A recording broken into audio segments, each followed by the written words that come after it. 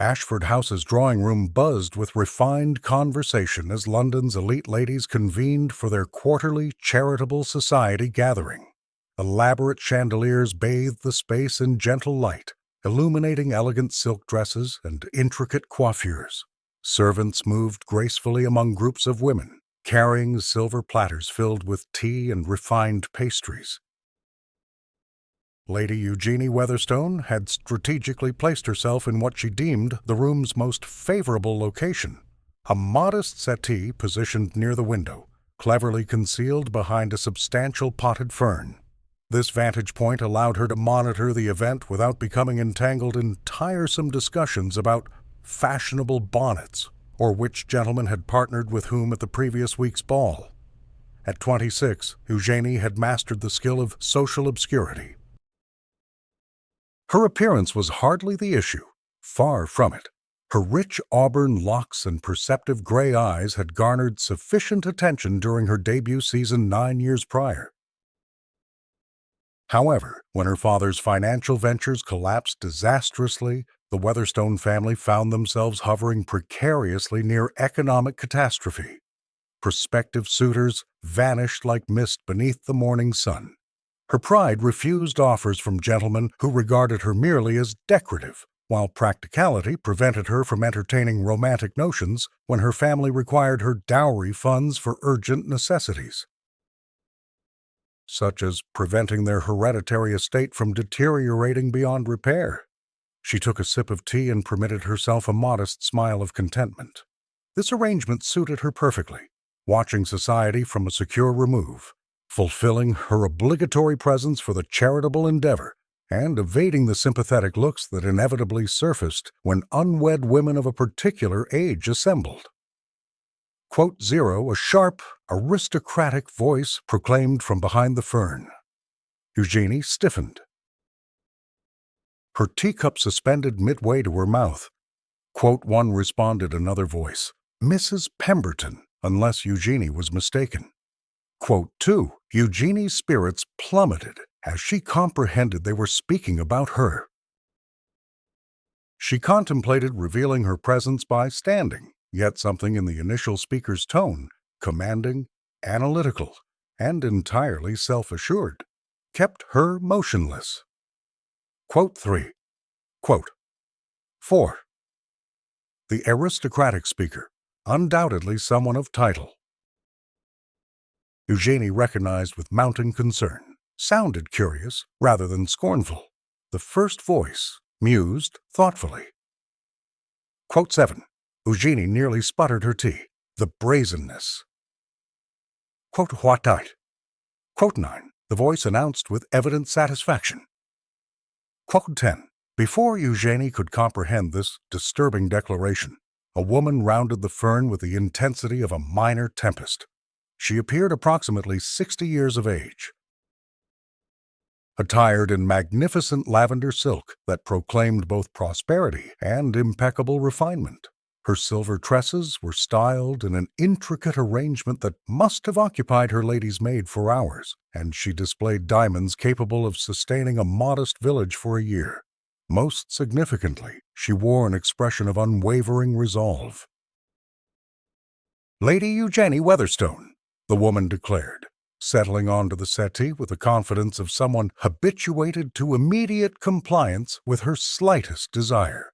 I am Winifred Merrow, Dowager Duchess of Silverleigh, and I have a proposition for you that will sound utterly mad.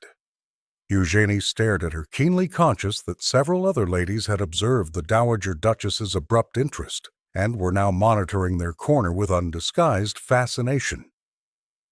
Quote 13. Eugenie managed, placing her teacup down before she released it. Quote 14. Quote 15. Winifred interrupted with characteristic directness. Quote 16. Eugenie felt warmth flood her cheeks. Quote 17. Quote 18. Winifred continued, indicating her hands. Quote 19.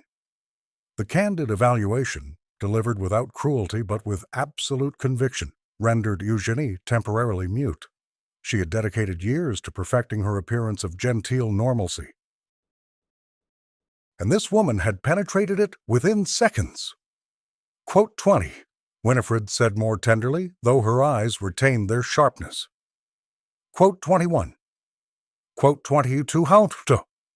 Eugenie offered feebly. Winifred's lips curved slightly. Callum Merrow, Duke of Silverleigh, 32 years old, devastatingly handsome, if I do say so myself, wealthy beyond calculation, and possessing absolutely zero interest whatsoever in acquiring a wife. Do you know how many debutantes I've presented to him over the past decade? Dozens. Beautiful, accomplished young ladies from England's finest families. He treats them all with flawless courtesy and complete indifference. I'm sorry for your difficulty, Your Grace, but I fail to comprehend how this concerns me. Because, Winifred leaned nearer, her voice descending to a conspiratorial murmur that somehow carried more authority than a proclamation. You are going to pretend to be his fiancée, starting immediately. Eugenie stared at her. I beg your pardon. Just for this afternoon, Winifred continued, as though she hadn't just proposed something completely absurd. Quote 29. Quote 30. Quote 31. Winifred stated firmly. Quote 32. Somewhere in Eugenie's rational mind, a voice was shrieking at her to decline, to offer her apologies and depart immediately.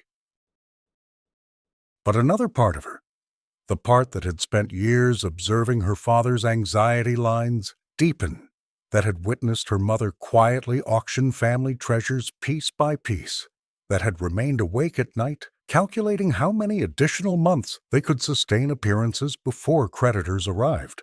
That part of her rose. Winifred stood as well, linking her arm through Eugenie's with possessive satisfaction. Now smile as though I've just conveyed delightful news. That's right. And for heaven's sake, try to appear like a woman in love. I don't even know your son. Minor detail. Now hold your head high. You're about to become the most discussed woman in London. Before Eugenie could protest further, Winifred had guided her into the drawing-room center, where the assembled ladies turned to observe them with varying degrees of interest. Quote 37. Winifred announced in a voice that traveled effortlessly across the room, bringing all conversation to immediate cessation. Quote 38. The room exploded. Women rushed forward with congratulations and inquiries, their voices merging into an incomprehensible tumult. Eugenie felt herself being drawn into embraces by people she scarcely knew, heard herself murmuring responses she couldn't quite process, and caught glimpses of expressions ranging from delighted to devastatingly envious. Through it all, Winifred remained at her side, a small smile of triumph dancing about her lips. Your Grace, Eugenie hissed under her breath during a brief respite in the onslaught. This is madness. When your son discovers what you've done. Oh, Callum will be furious, Winifred agreed cheerfully. Absolutely apoplectic. It will be magnificent. He's been far too complacent lately. This will do him good. Do him good. You've just announced to all of London society that we're engaged.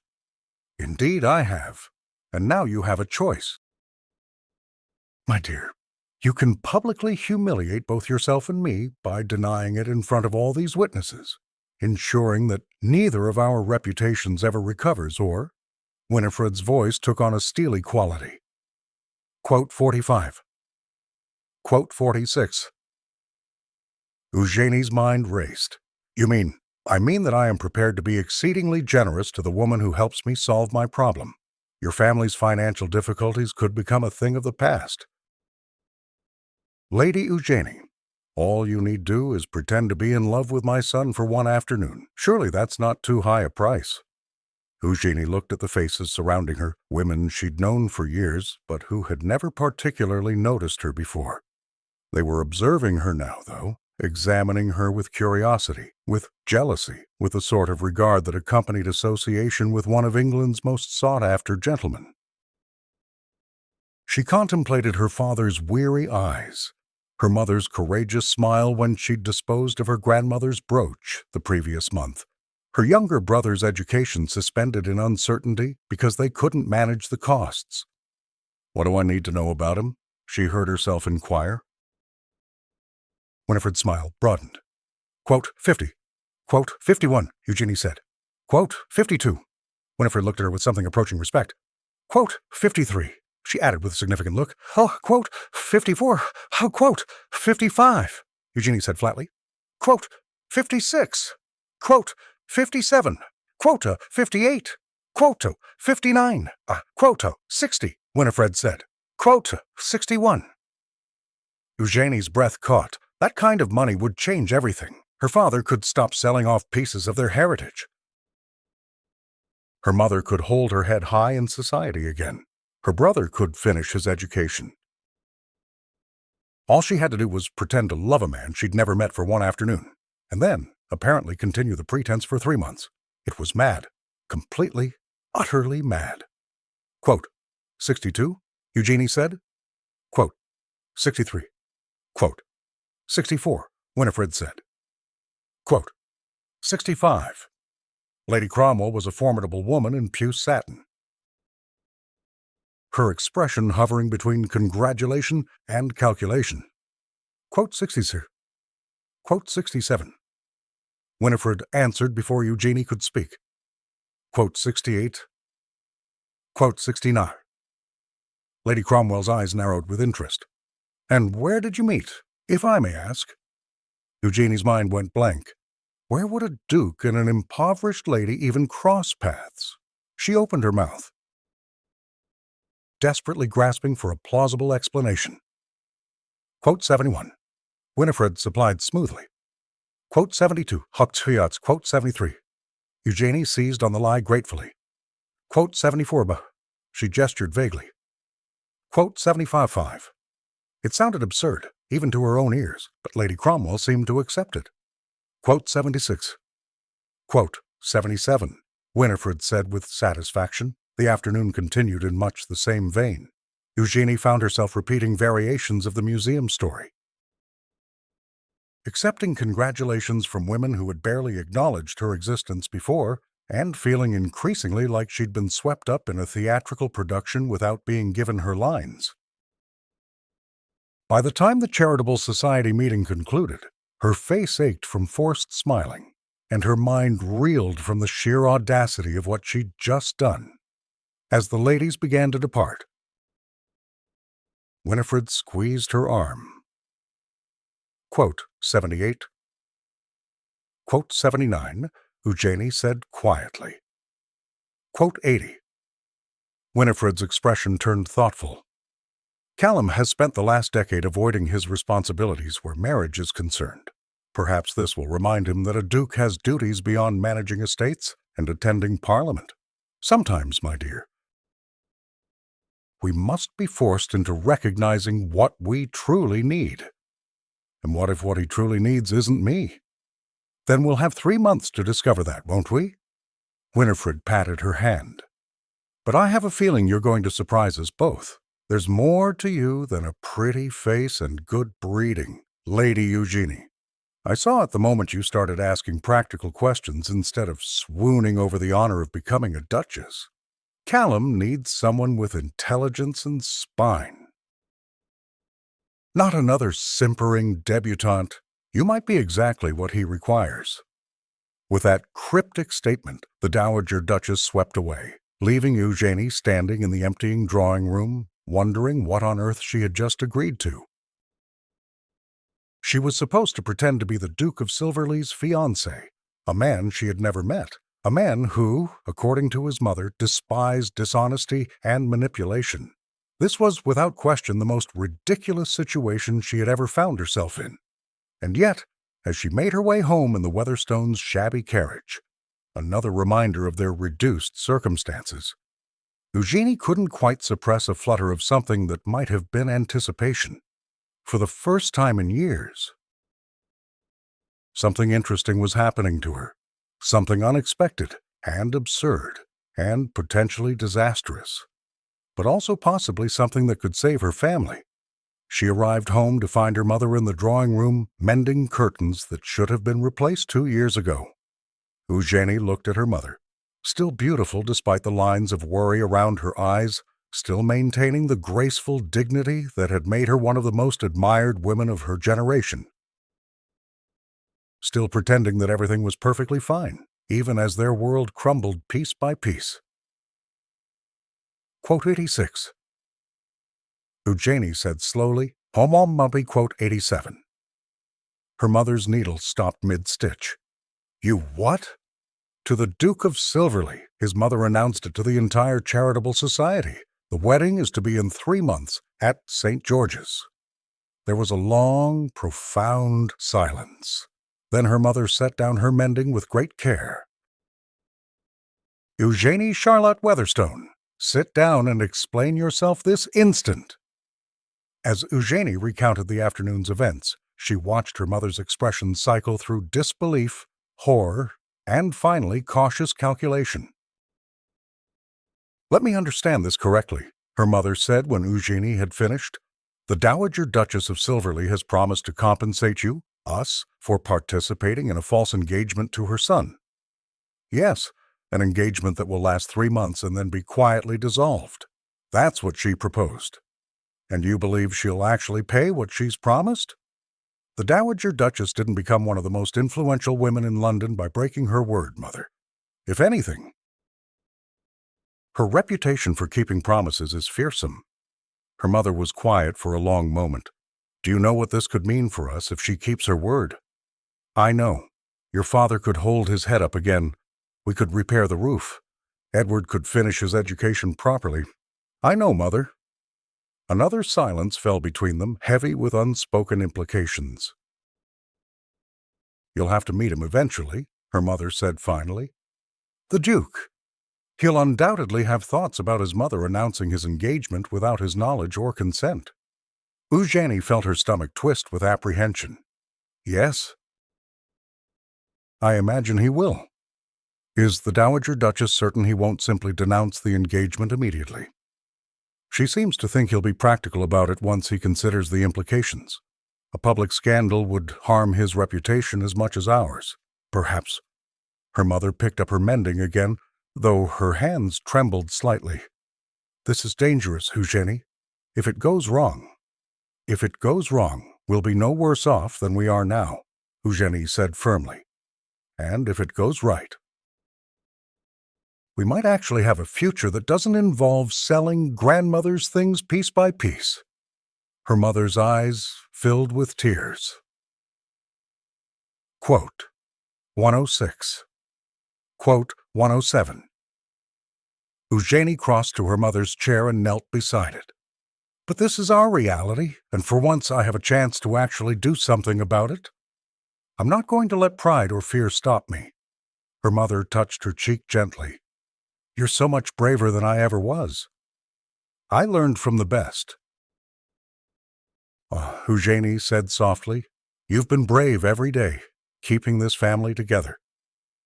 They sat together in the diminishing afternoon light, both conscious that tomorrow would deliver challenges neither could fully foresee. Somewhere across London, in a residence Eugenie had never visited, a duke was conducting his evening entirely oblivious that his life was about to become complicated in ways he couldn't possibly comprehend. The Duke of Silverleigh's London residence was a masterpiece of Georgian architecture, all graceful proportions and refined magnificence. Eugenie stood before it the following morning, keenly conscious of how insufficient her second-best morning dress appeared in comparison to such splendor. The Dowager Duchess's carriage had collected her precisely at 10 o'clock, and Winifred herself had accompanied her, maintaining a stream of cheerful chatter that did nothing to calm Eugenie's increasingly anxious nerves. Quote 112, Winifred said as they approached the front door. Quote 113. Quote 114, Eugenie said faintly. Quote 115. Quote 116. Winifred laughed. Quote 117. They were admitted by a butler whose expression suggested he had witnessed many interesting things in his time and been impressed by none of them. He led them through an entrance hall that made Eugenie's breath catch, Marble floors, soaring ceilings, artwork that belonged in a museum, and into a study that managed to be both magnificent and oddly comfortable. Floor-to-ceiling bookcases lined the walls, filled with leather-bound volumes that actually looked read rather than decorative. A massive desk dominated one end of the room, covered with neat stacks of correspondence and documents. Morning sunlight streamed through tall windows overlooking a private garden, and standing by one of those windows, reading what appeared to be a letter, was the Duke of Silverleigh. Eugenie's first thought was that Winifred hadn't exaggerated about her son being devastatingly handsome. Callum was tall and lean, with dark hair that fell across his forehead in a way that suggested he'd been running his hands through it. His profile was all clean lines and aristocratic angles, high cheekbones, strong jaw, straight nose.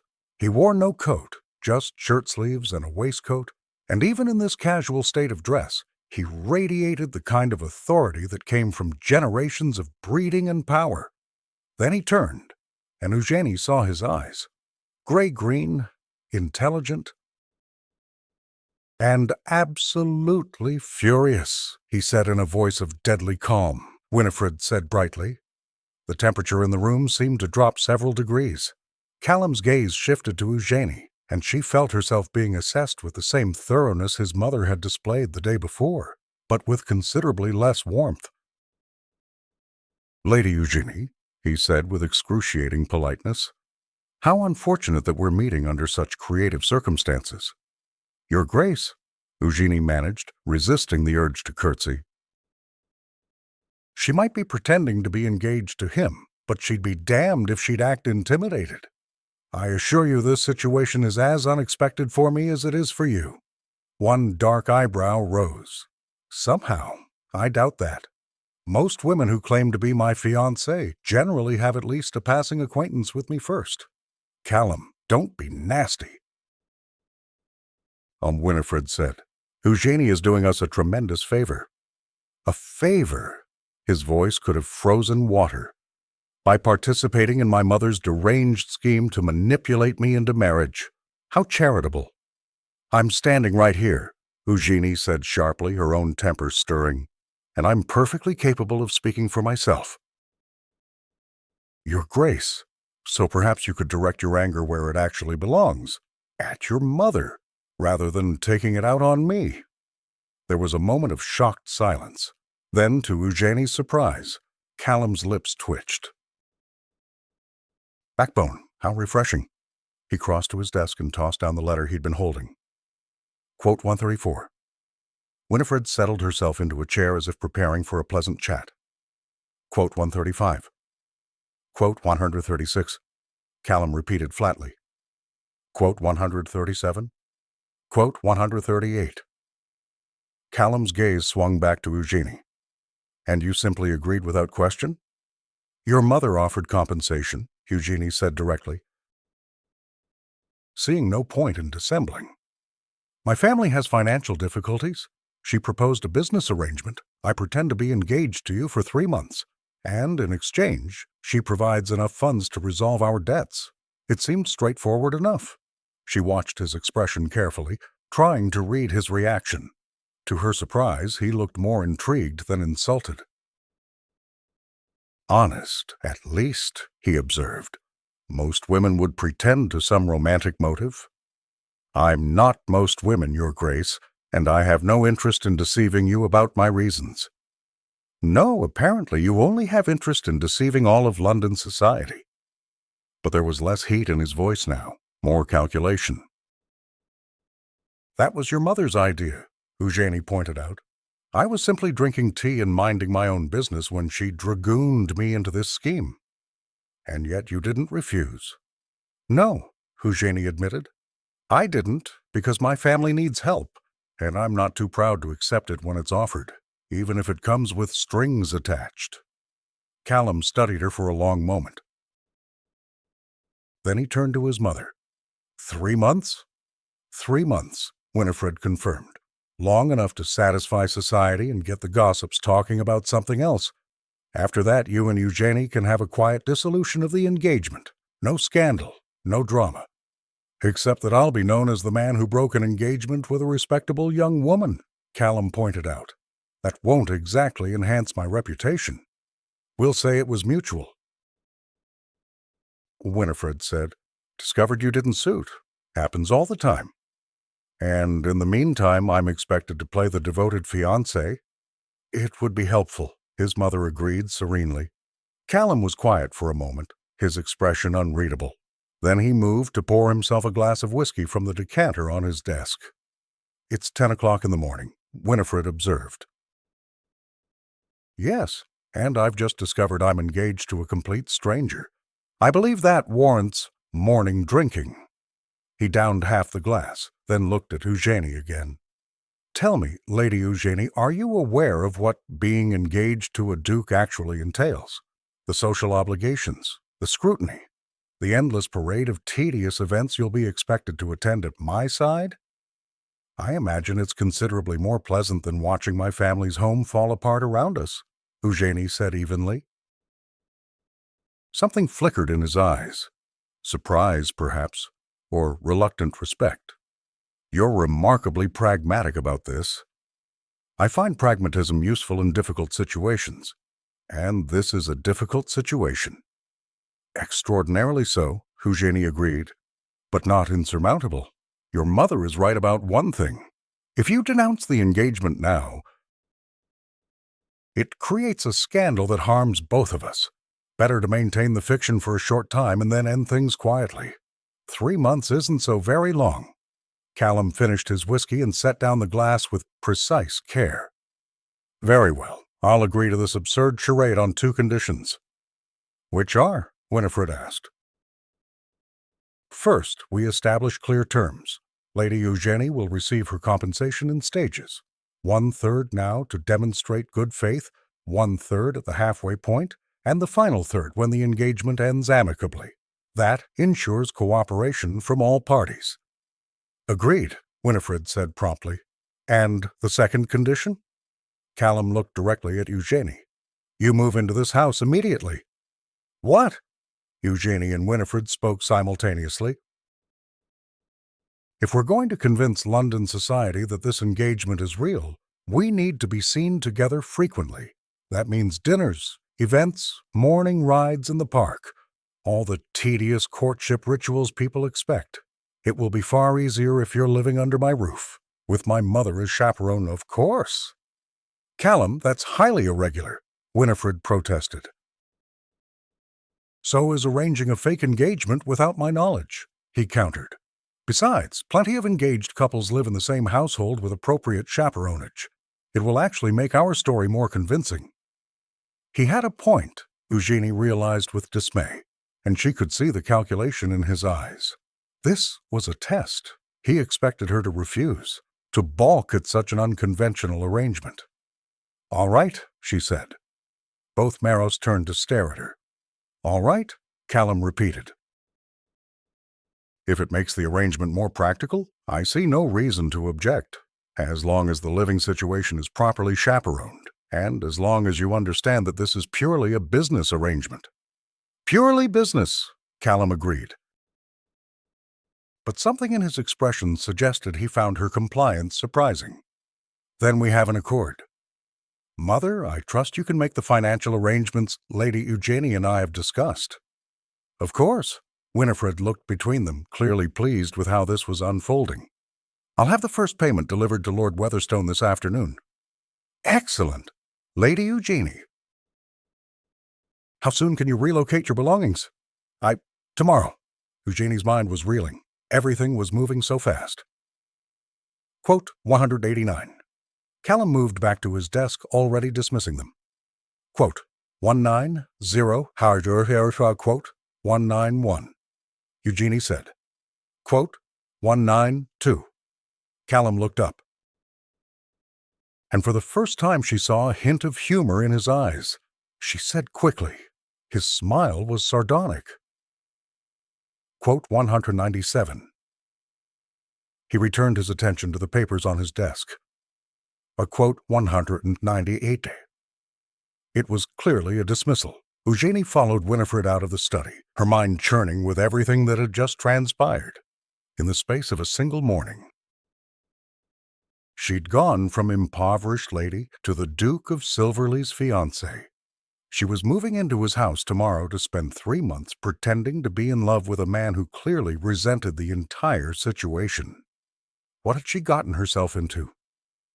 Moving into the Duke of Silverleigh's London residence proved to be considerably more complicated than Eugenie had anticipated.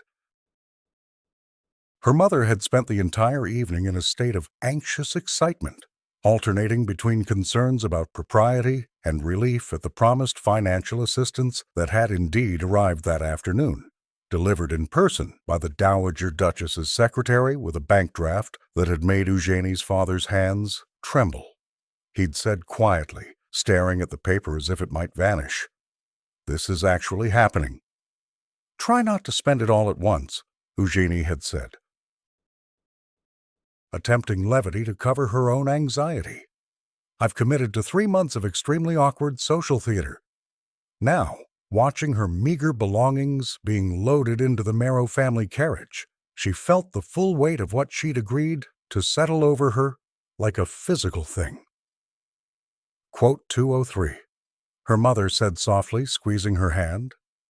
Quote 204. Quote 205. Eugenie returned the pressure. Quote 206. The Duke's residence was even more imposing by daylight. Eugenie was greeted at the door by Mrs. Thornberry, the housekeeper, a formidable woman in her 50s who radiated competent efficiency and barely concealed skepticism about this entire arrangement. "His Grace has instructed that you be given the Rose Suite," Mrs. Thornberry said as she led Eugenie through marble corridors. "It's traditionally reserved for family members. The Dowager Duchess will be staying in the adjoining rooms." "How convenient," Eugenie murmured. "Indeed." Mrs. Thornberry's tone suggested she had opinions about this entire situation, but was too professional to voice them. They reached a set of double doors that Mrs. Thornberry opened with a flourish. The Rose Suite took Eugenie's breath away. The sitting room was decorated in shades of cream and rose, with elegant furniture that looked both beautiful and comfortable. Through another door she could see a bedroom with a 4-poster bed draped in silk hangings.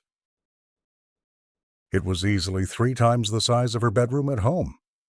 "His Grace's private apartments are in the East Wing," Mrs. Thornberry continued. "He values his privacy greatly. The library is on the ground floor. You're welcome to use it, though His Grace requests that volumes be returned to their proper places. The music room is on the 2nd floor should you play, and please inform me if you require anything for your comfort." After Mrs. Thornberry departed, Eugenie stood in the center of her new sitting room and tried not to feel overwhelmed. This was temporary, she reminded herself. 3 months of play acting, then back to her real life, hopefully with enough money to ensure that life would be considerably more comfortable. A knock at the door interrupted her thoughts. She opened it to find Winifred looking delighted. "Settling in?" the Dowager Duchess asked, sweeping past her without waiting for invitation. "Excellent. Now we need to discuss strategy."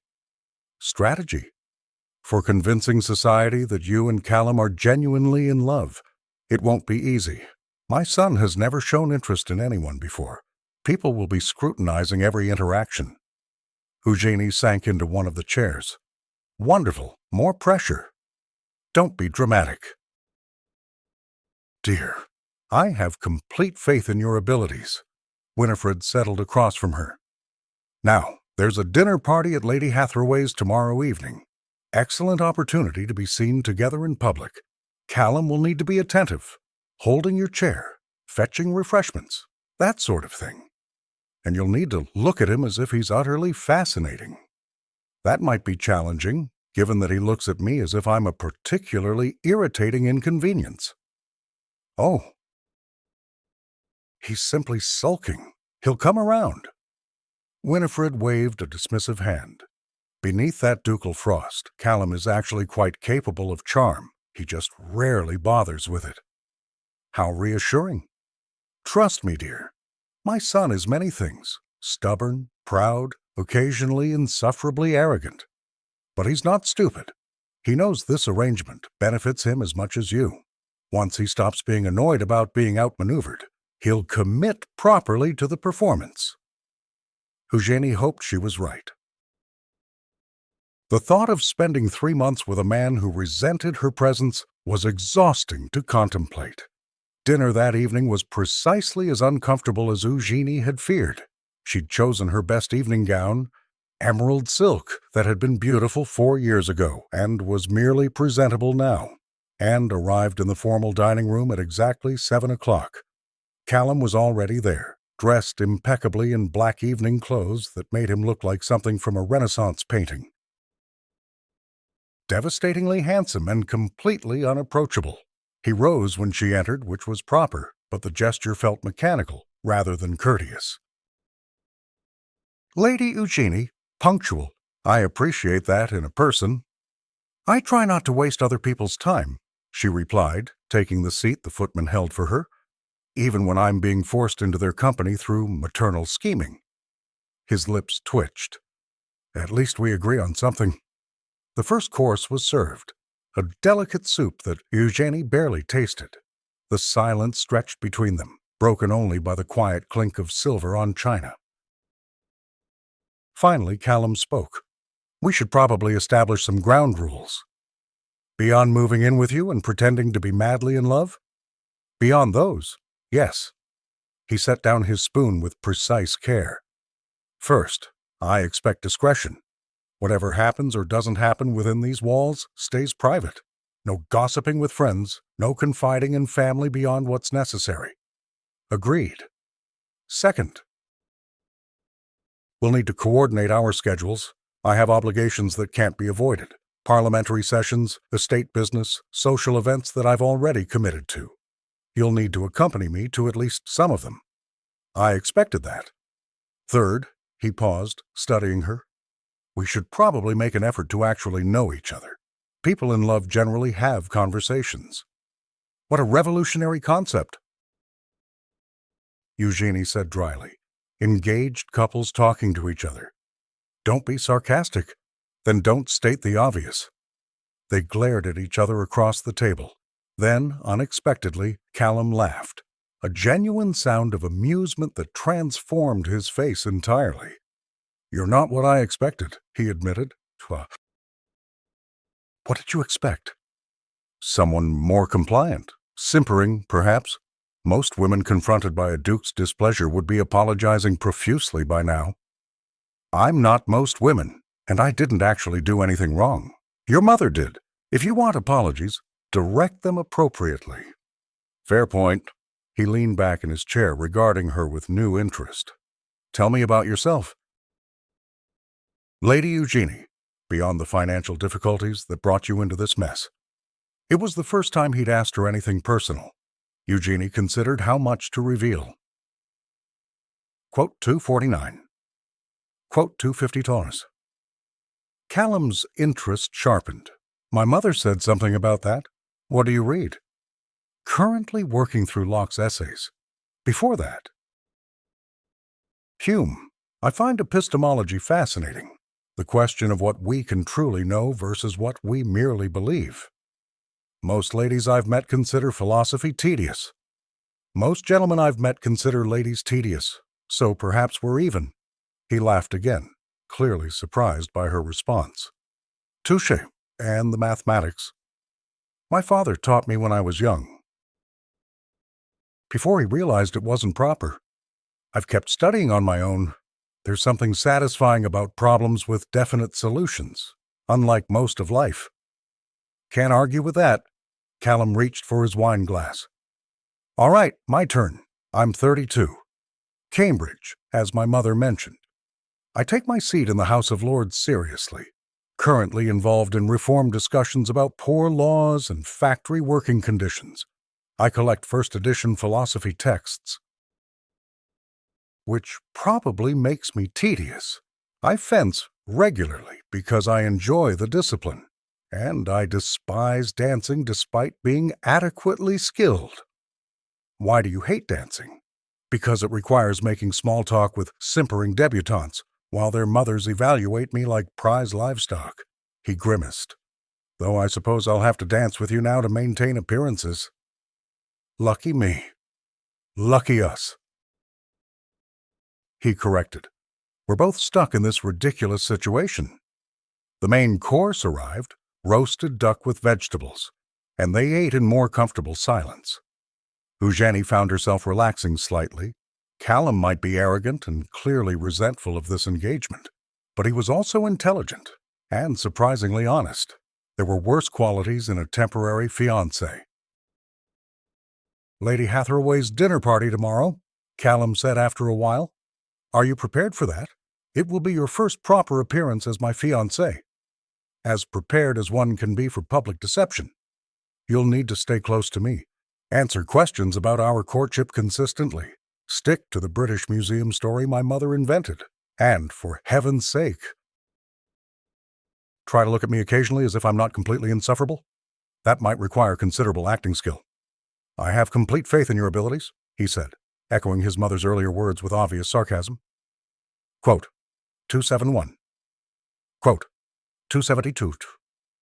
Quote, 273. Quote, 274. They finished the meal with increasingly comfortable banter. And Eugenie realized with some surprise that she was actually enjoying herself. Callum was sharp-witted and had a bone-dry sense of humor that appealed to her. When he wasn't being coldly formal, he was actually rather likable. Dangerous thought. This was a business arrangement, nothing more. She couldn't afford to forget that. After dinner, Callum escorted her to the library, an enormous room that made her gasp with delight. Books lined every wall, floor to ceiling, more volumes than she'd ever seen outside of a university. "You're welcome to read anything here," Callum said, watching her reaction with amusement. "Though I'd appreciate volumes being returned properly. They're organized by subject and author." "Of course."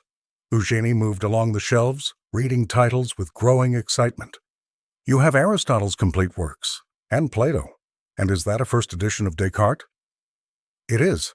He pulled the volume down and handed it to her. "Careful with it, but yes." "You may borrow it." Their fingers brushed as she took the book, and Eugenie felt an unexpected jolt of awareness. She pulled back quickly, clutching the volume like a shield. "Thank you. You're welcome." If he'd noticed her reaction, he gave no sign. Quote, 283, quote, 284. He moved toward the door, then paused. Quote, 285. It was unexpected enough to leave her momentarily speechless. Quote, 286, quote, 257, he said. Quote, 2hot, quote, 2 quote, 290, quote, 2 After he left, she sank into one of the library chairs and released a shaky breath. This was going to be more complicated than she'd anticipated. Because against all reason and common sense, she was beginning to like Callum, and that was absolutely the last thing she needed. Lady Hathaway's dinner party was exactly the sort of glittering social event that Eugenie had avoided for years. The drawing room blazed with candlelight, reflecting off jewels and silk gowns. London's most influential families had gathered, ostensibly for dinner, but really to observe the Duke of Silverleigh and his mysterious new fiancée. Eugenie could feel their eyes on her the moment she entered on Callum's arm. He'd called for her earlier, looking devastatingly handsome in his evening clothes, and offered his arm with formal courtesy that somehow still managed to convey reluctance. "Remember," he'd murmured as they descended to the carriage. Quote, 293. Quote, 294. Quote, 295.5. He wasn't wrong. The moment Lady Hathaway finished her effusive greetings, they were surrounded by curious guests, all asking variations of the same questions. How did you meet? When did you realize you were in love? When is the wedding? Callum handled it with practiced ease, his hand at the small of Eugenie's back, a gesture that appeared possessive, but felt oddly protective. Quote, 296, he said smoothly. Quote, 227. Quote, 228. Lady Penton gushed. Quote, "Tuna." Quote, $300. His tone was perfect, warm enough to suggest genuine affection, but not so effusive as to be unbelievable. Eugenie found herself impressed, despite herself. Throughout dinner, Callum played his role flawlessly.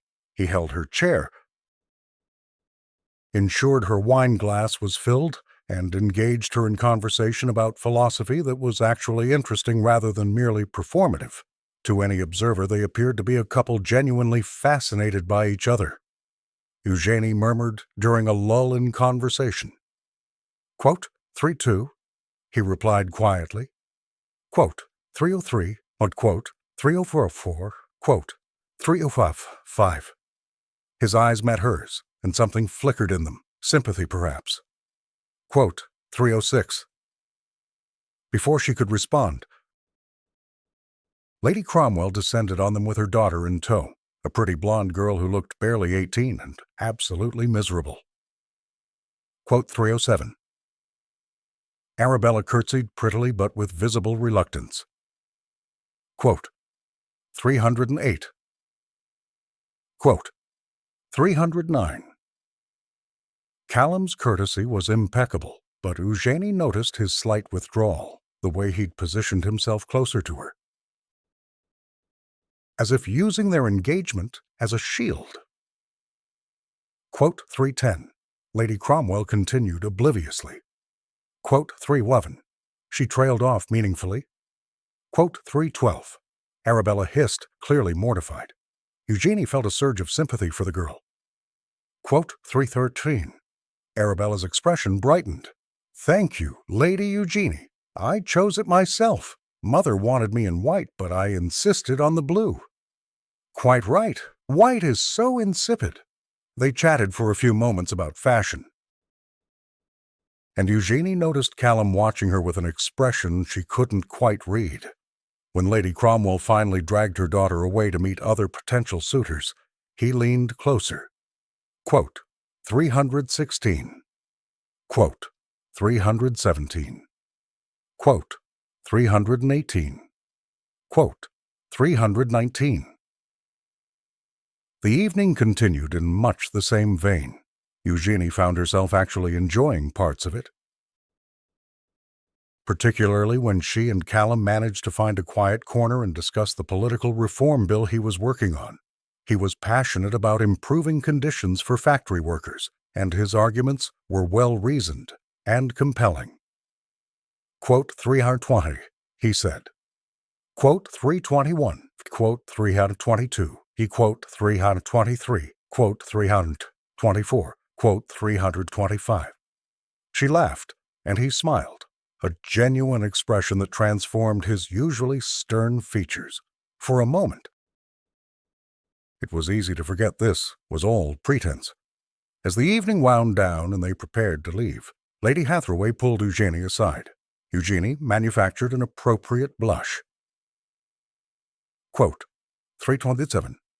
Quote, 328. In the carriage ride home, Callum was quiet, staring out the window at the dark London streets. Quote, 329, he said finally. He turned to look at her, his expression unreadable in the dim light, but his tone suggested he was trying to convince himself as much as her. When they arrived home, Callum escorted her to her suite with formal courtesy. She closed the door and leaned against it, her mind whirling. He was right to be concerned. Tonight had felt disturbingly natural. The conversations, the shared humor, the way they'd moved together through the social minefield. It would be very easy indeed to forget this was temporary, to start imagining that the warmth in his eyes was real rather than performed. She couldn't afford that kind of foolishness. In 3 months, this engagement would end. Callum would return to his ducal life, and she would return to hers, hopefully with enough money to secure her family's future. That was the agreement. That was reality. Everything else was just acting, even if it was starting to feel like something more.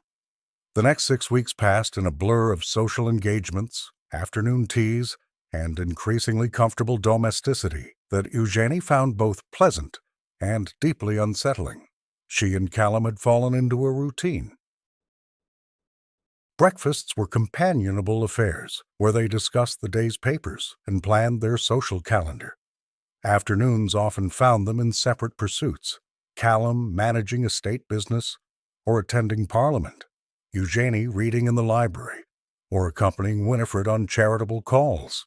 Evenings varied between social obligations and quiet hours in the library, where they'd sit in separate chairs, reading, but somehow still together. It was all terrifyingly domestic. "You realize people are starting to believe this," Winifred observed one afternoon as she and Eugenie took tea in the drawing room. "The engagement, I mean. Even the skeptics are convinced." "Isn't that the point?" Eugenie poured tea with practiced grace, still marveling at the quality of the china, porcelain that probably cost more than her family's annual income. Quote, 342. Winifred studied her with those sharp eyes. Quote, 343. Quote, 344. Quote, 345. Eugenie set down the teapot with more force than necessary. Quote, the 346. Quote, 347. Quote, 348. But even as she said it, Eugenie felt the lie of it, because somewhere in the last 6 weeks, something had shifted. It had started small. Callum remembering she preferred her tea with lemon rather than milk. Him pulling down books he thought she'd enjoy without being asked. The way he'd positioned himself between her and an obnoxiously persistent Lord Ashford at Lady Morrison's ball, his hand at her waist, possessive and protective. Then there were the conversations. Long, meandering discussions about everything from philosophy to politics, to whether the new gaslighting being installed throughout London was progress or madness.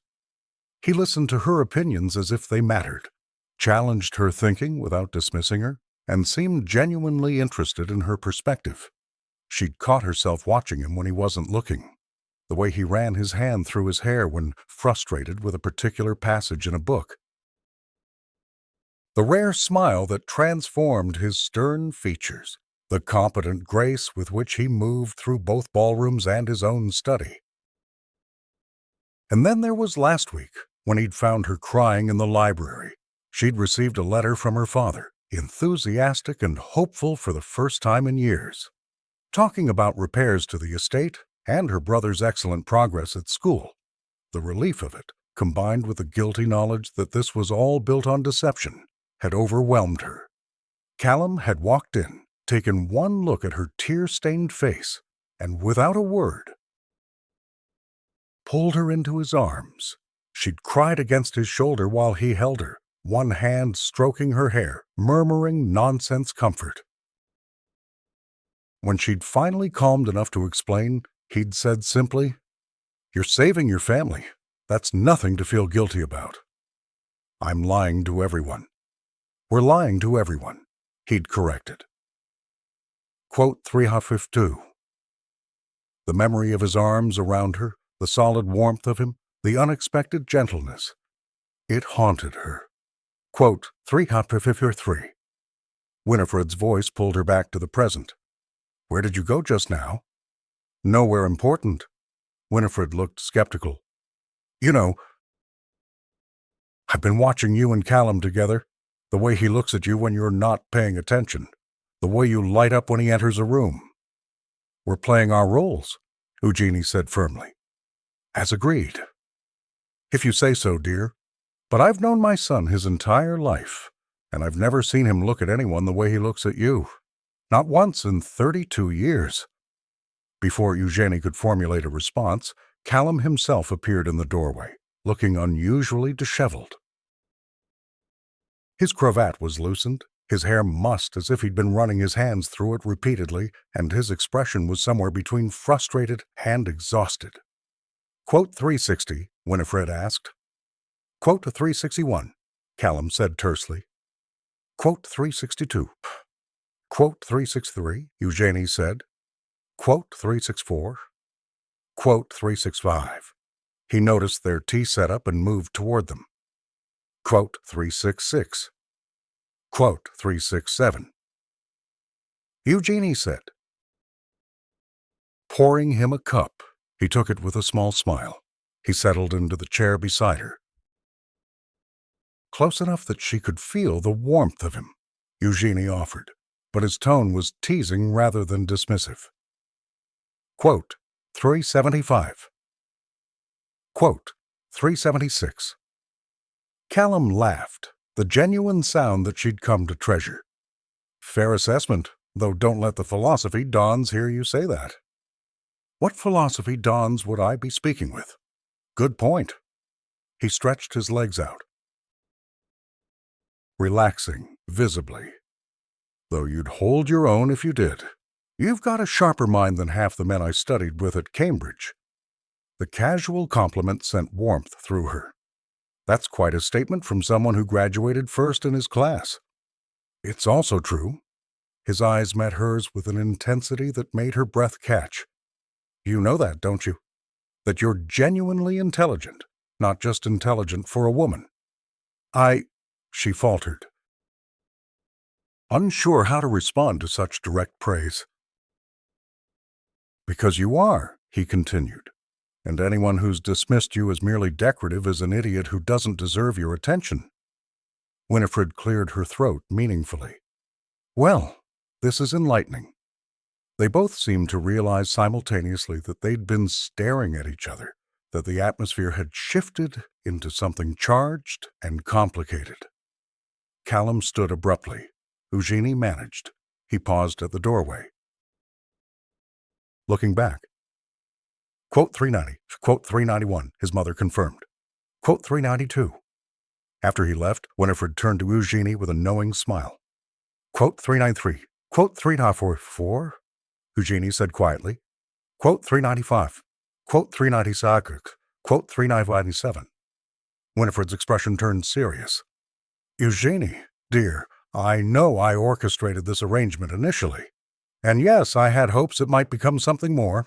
I won't deny that. But I've watched you two together. And what I'm seeing isn't acting. Not anymore. It has to be, Eugenie insisted, because if it's not, she broke off, unable to complete the thought. If it's not, then what? You might actually be happy? Heaven forbid. I'm not his equal, Eugenie said bluntly. I am an impoverished lady from a family on the edge of ruin. He's a duke. In the real world, outside this temporary fiction, we don't belong together. The real world, Winifred repeated thoughtfully. What an interesting phrase. As if the past 6 weeks haven't been real. As if the conversations, the laughter, the genuine connection you've built, none of that counts because it started with a lie. It doesn't matter how it feels. The arrangement expires in 6 weeks. We agreed. Arrangements can be renegotiated. Winifred stood, preparing to leave. All I'm saying is don't dismiss the possibility of something genuine, simply because it began unconventionally. Some of the best things in life happen when we least expect them. After she left, Eugenie sat alone with her cooling tea and increasingly confused thoughts. The problem was, Winifred was right about one thing. It no longer felt like acting. When Callum smiled at her, her heart did foolish things. When he touched her hand or stood close enough that she could smell his cologne, her pulse raced. When they talked late into the evening about philosophy or politics or nothing in particular, she felt more alive than she had in years. But that didn't change reality. Callum was a duke with responsibilities and social standing. She was Lady Eugenie Weatherstone from a family whose financial stability currently depended on maintaining this fiction, even if something real had developed between them, and she wasn't admitting it had. Pursuing it would be complicated beyond measure. Better to maintain the boundaries, finish the agreed-upon 3 months, take the money that would secure her family's future, and walk away. Even if the thought of walking away from Callum made her chest ache with surprising intensity. The opera the following evening was a grand affair. Eugenie wore the new gown Winifred had insisted on purchasing, deep sapphire silk that made her skin glow and her eyes appear almost luminous. She'd caught Callum staring when she descended the stairs. an expression on his face she couldn't quite interpret. He paused, seeming to search for words. She'd wanted to say something equally complimentary about how devastatingly handsome he looked in his evening clothes, but the words stuck in her throat. The Merrow family box at the Opera House was positioned perfectly, visible to the entire theater, but elevated enough to provide some privacy. As they settled into their seats, Eugenie was acutely aware of the eyes upon them. "Ignore them," Callum murmured, leaning close enough that his breath stirred her hair. "They're just curious. Let them look." The opera was Mozart's Don Giovanni, dramatic and passionate, and somehow entirely too appropriate for Eugenie's current state of mind. She tried to focus on the music, the spectacular staging, anything other than Callum's presence beside her. But she could feel him, the warmth of his arm nearly touching hers on the shared armrest, the way he shifted slightly closer during the more dramatic passages, as if unconsciously seeking proximity, the occasional glance in her direction that made her pulse race. During the interval, they remained in the box while Winifred went to greet acquaintances, alone for the first time that evening. The silence between them felt heavy with unspoken things. "Quote, 4:14. Callum asked finally. "Quote, 4:15. Quote, 4:00. Quote, 4:00. Callum observed. Quote, 4:00. Soon. Quote, 4:09. He turned to look at her fully, something intense in his eyes. Quote, 420. The question hung between them, loaded with meaning. Eugenie felt her heart hammering. He repeated softly. He looked like he wanted to say more, but Winifred returned with several acquaintances in tow, and the moment dissolved. The second half of the opera passed in a blur. Eugenie couldn't focus on the stage. She was too aware of Callum beside her, of the tension thrumming between them, of the impossible situation they'd created. In the carriage ride home, Winifred maintained a steady stream of chatter about who had been at the opera and what they'd been wearing. But Eugenie barely heard her. She stared out the window at the London streets passing by, trying to sort through her tangled emotions. When they arrived home, Callum walked her to her suite, as had become their custom. But tonight, he didn't simply wish her good night and leave. Instead, he stood in her doorway, looking conflicted. He trailed off, running a hand through his hair in that familiar gesture of frustration. Quote, 427. Quote, 428. Quote, 429. She finished for him. Quote, 430. He looked relieved that she understood. Quote, 431. Her breath caught. Quote, 432. Quote, 433. He stepped closer, his voice low and urgent. Quote, 434, Washer, quote, 435. Eugenie said, even as her heart raced. Quote, 436. Quote, 437. Quote, 438. Quote, 439. He said quietly. The words hung in the air between them, impossibly tempting. Eugenie managed. Callum corrected.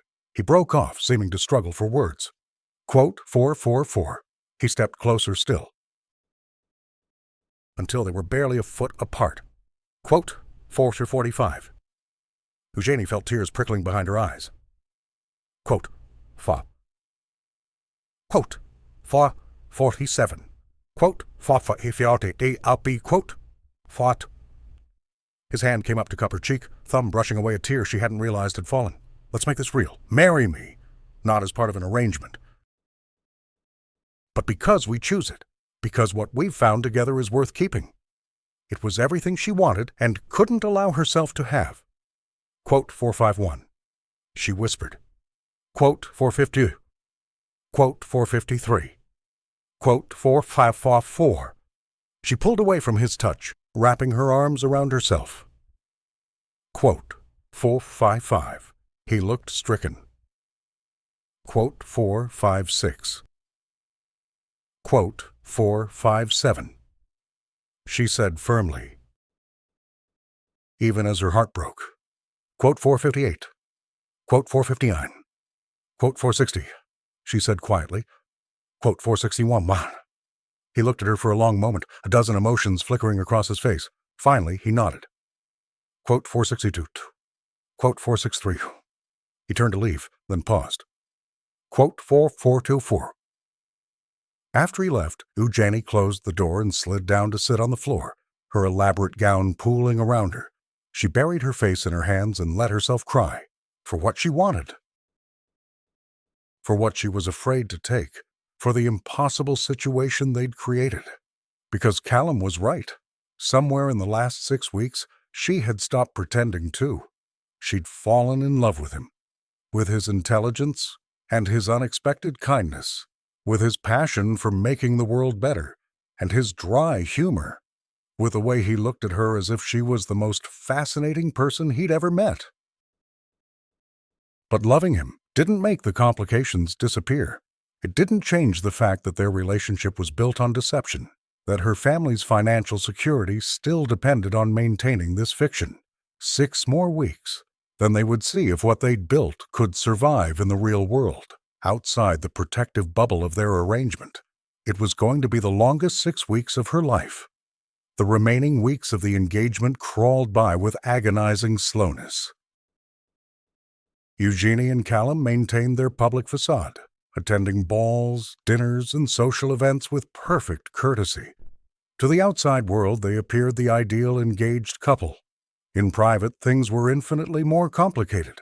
They still shared breakfasts and occasional evenings in the library, but now every interaction was weighted with unspoken tension.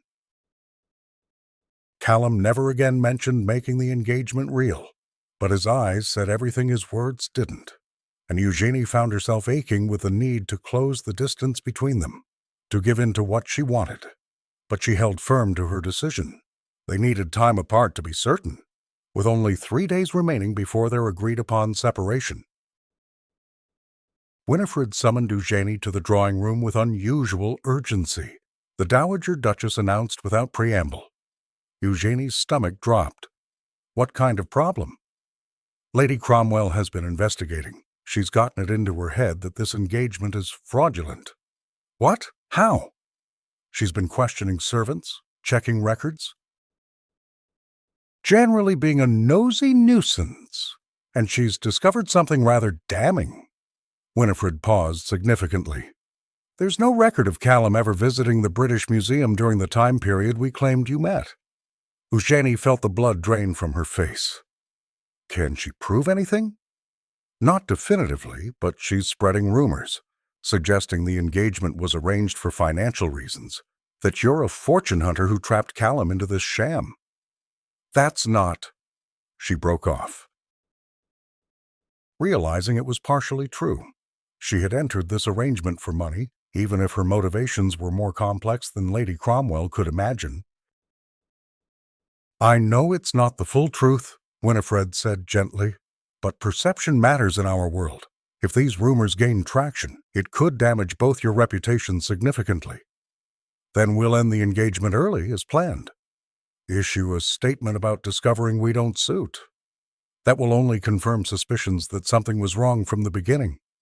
Winifred studied her carefully. There is another option.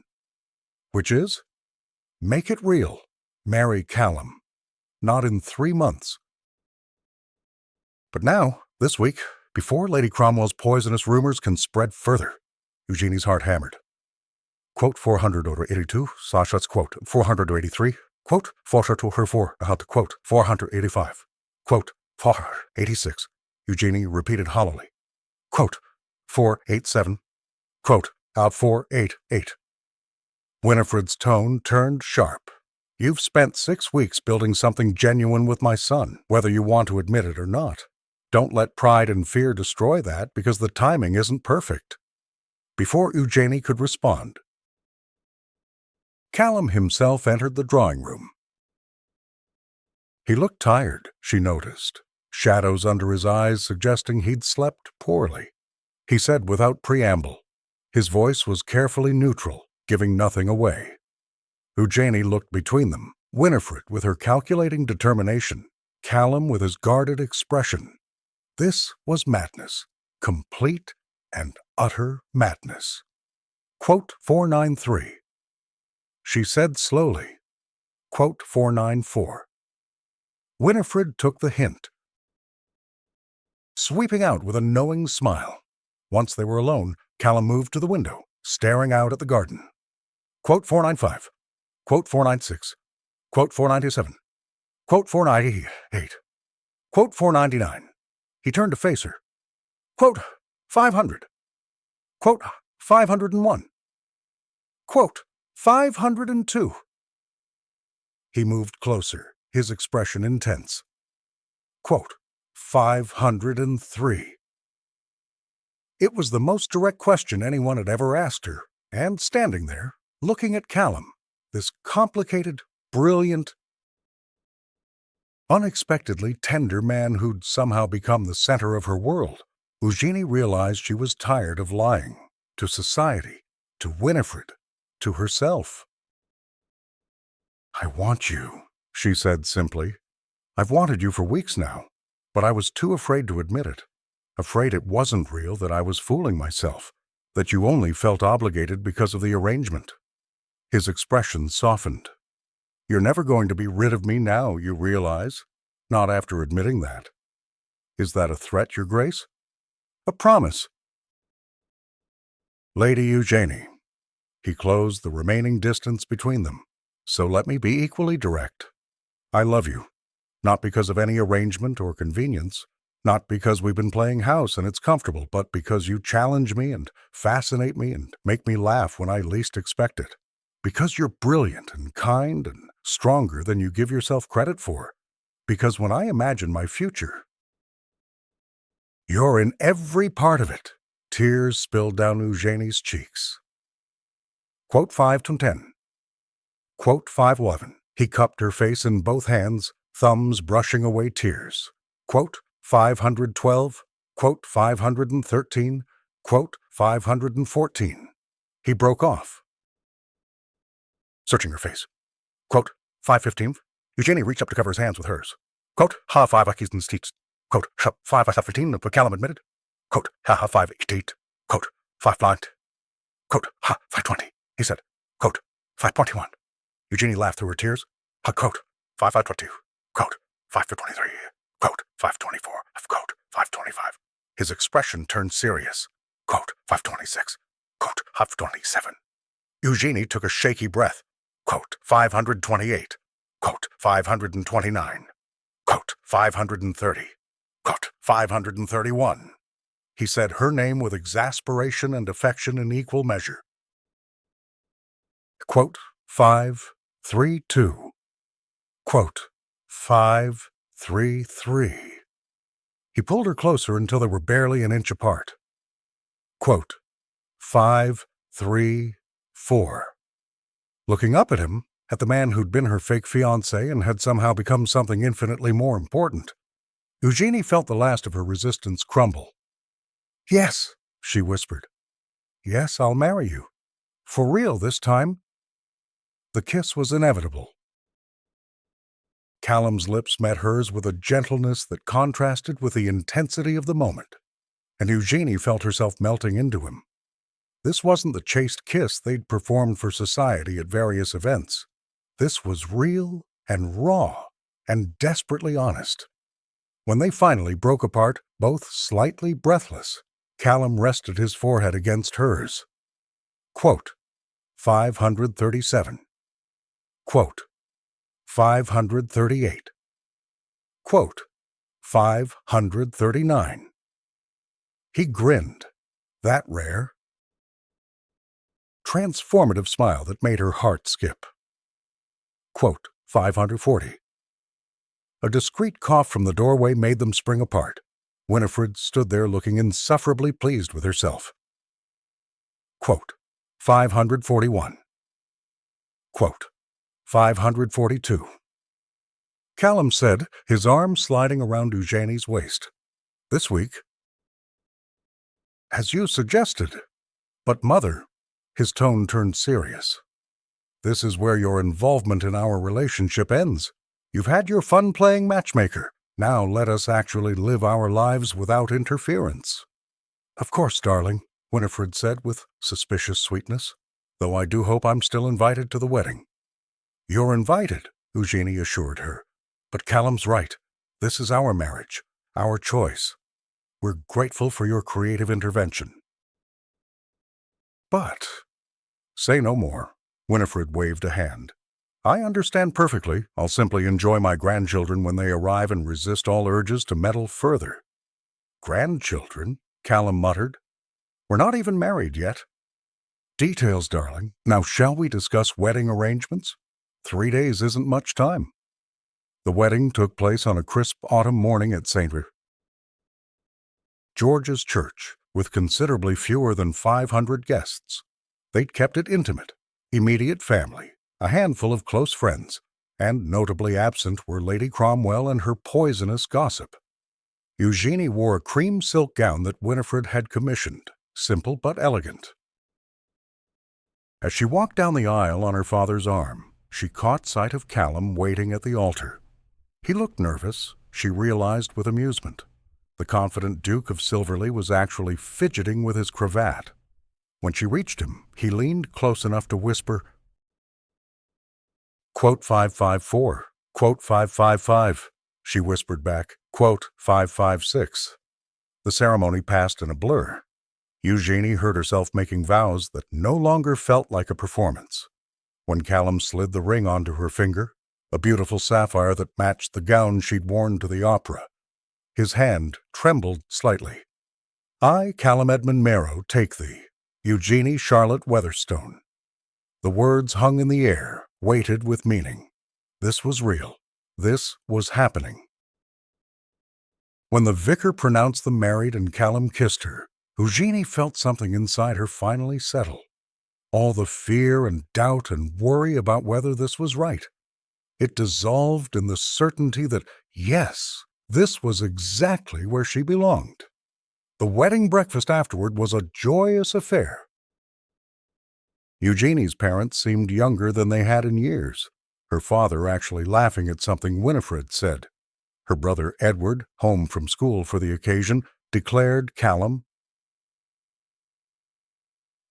quote 58, which everyone agreed was high praise from a 16-year-old.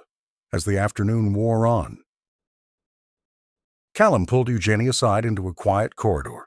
It took her a moment to realize he meant the title. She was the Duchess of Silverleigh now.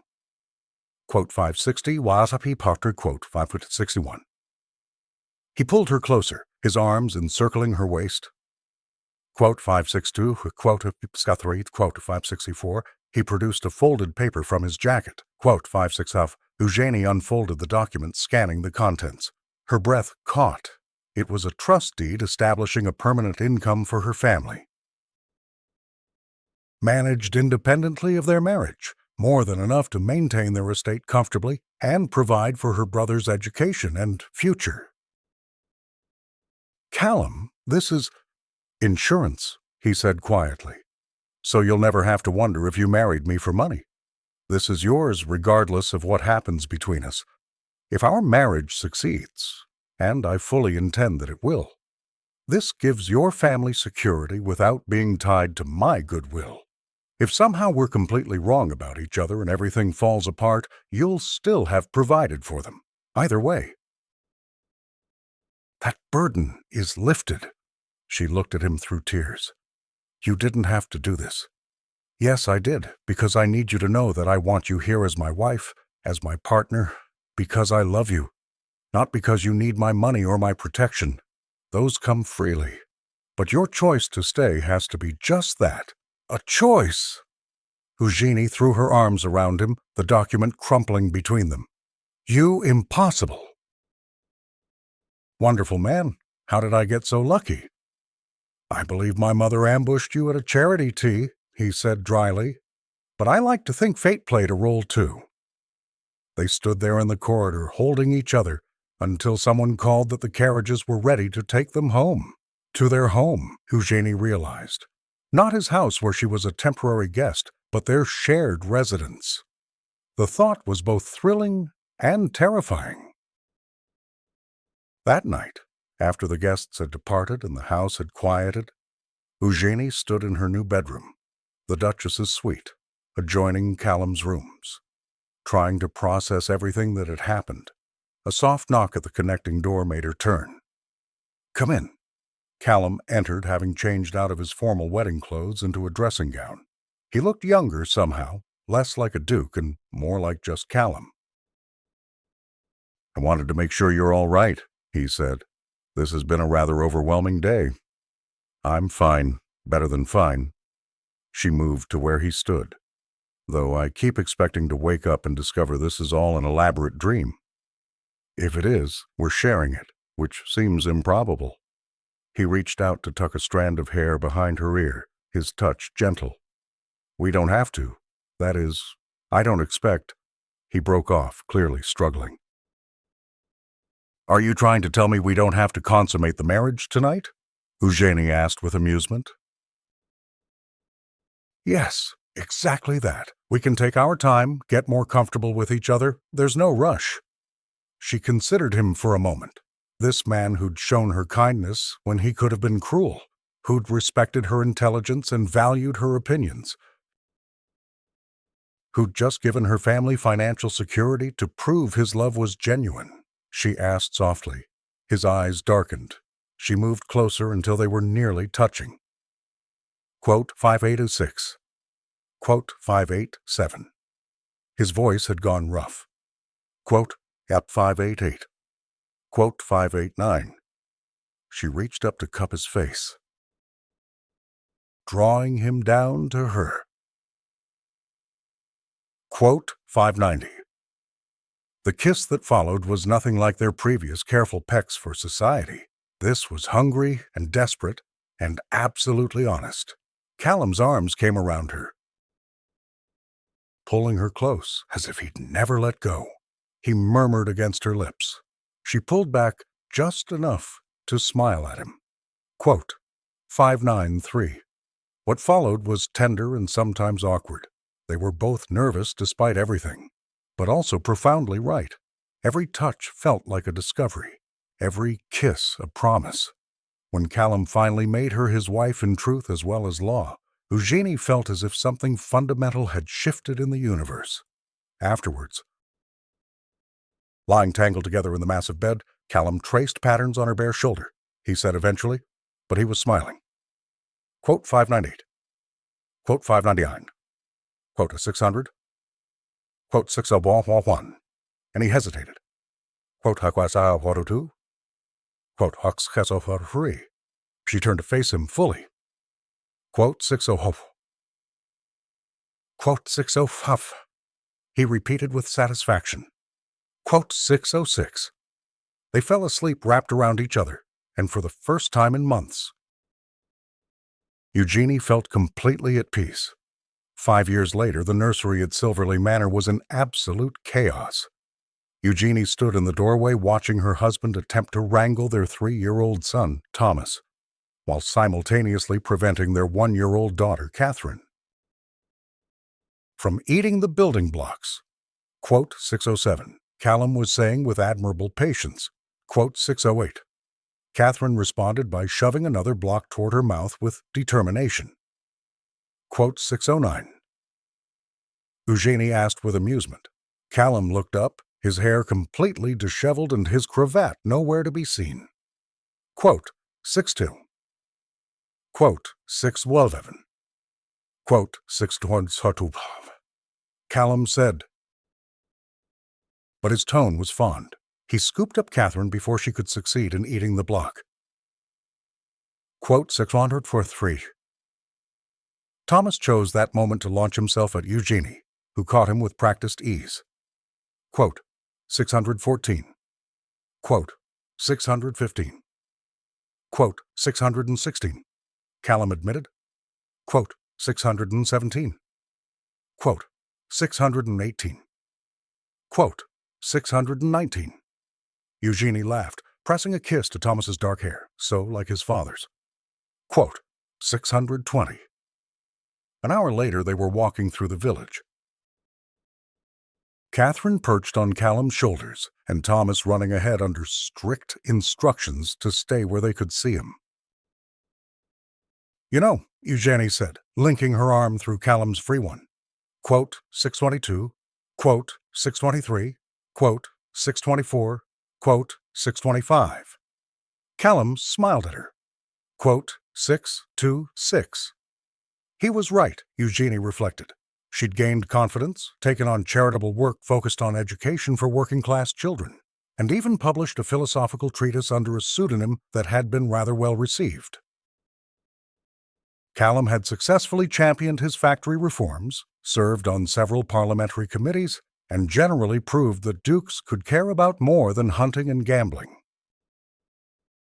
And together, they'd built something real, a marriage based on genuine affection and respect. Despite its ridiculous beginning. Quote 627. Thomas was pointing at a posting board in the village square. Quote 628. Eugenie moved closer to read the announcement. Her eyes widened. Quote 622. Quote 623. Callum looked delighted. Quote 624. Quote 632. Eugenie couldn't suppress a smile. The woman who tried to destroy our reputation has herself been destroyed by her own poisonous tongue. Karma is real. Callum observed with satisfaction, though I can't say I'm surprised. She made enemies of everyone. They continued their walk, the children happily chasing each other around the village green while Eugenie and Callum watched from a nearby bench. "Do you ever miss it?" Callum asked suddenly. "Your old life, before all this?" Eugenie considered the question seriously.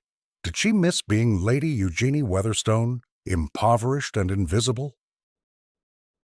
The quiet loneliness of being overlooked by society? "Not even a little," she said honestly. "I have everything I never knew I wanted. Purpose, partnership, a family.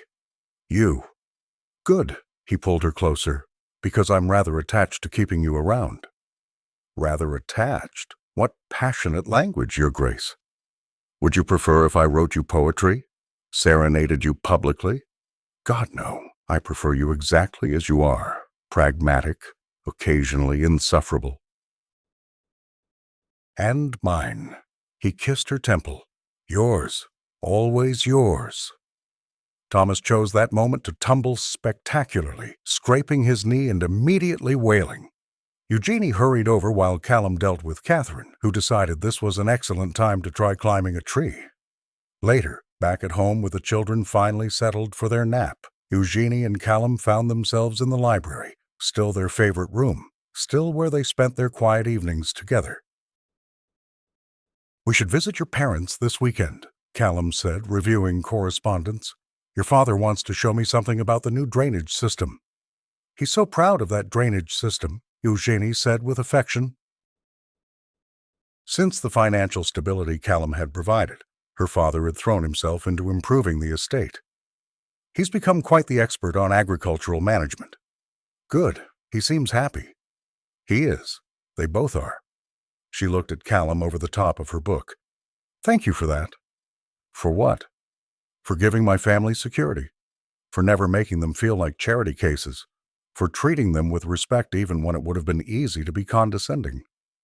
"Your family is my family," Callum said simply. "Besides, your father's actually fascinating to talk to once he's not constantly worried about money." She set down her book and moved to sit beside him. "Have I mentioned lately that I love you?" "Not in the last hour. I was beginning to worry." She swatted his arm, but couldn't suppress her smile. Quote 659. Quote 660. Quote 661. Quote 662. He pulled her into his lap, making her laugh. He said, clearly not sorry at all. They sat together in comfortable silence. Callum absently running his fingers through her hair while he read over her shoulder. Eugenie said eventually. Callum was quiet for a moment. Quote 672. Quote 673. Quote 674. He pressed a kiss to her hair. Quote, 675. Quote, 676. Quote, 677. Eugenie twisted to look up at him. Quote, 678. Quote, 679. His eyes were soft with affection. Quote, 680. Quote, 681. Quote, 682. They sat together as the afternoon light faded, talking about everything and nothing. Upcoming social obligations, Callum's latest parliamentary efforts, the children's antics, plans for the future. And Eugenie thought, not for the first time, that she was extraordinarily lucky. Not because she'd married a duke, though that certainly had its advantages, but because she'd married this particular man. Someone who challenged and supported her, who made her laugh and made her think,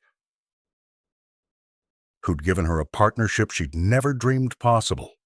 Their story had started with a lie whispered at a tea party. It had become a truth worth fighting for, and she wouldn't change a single ridiculous, improbable moment of it. The end.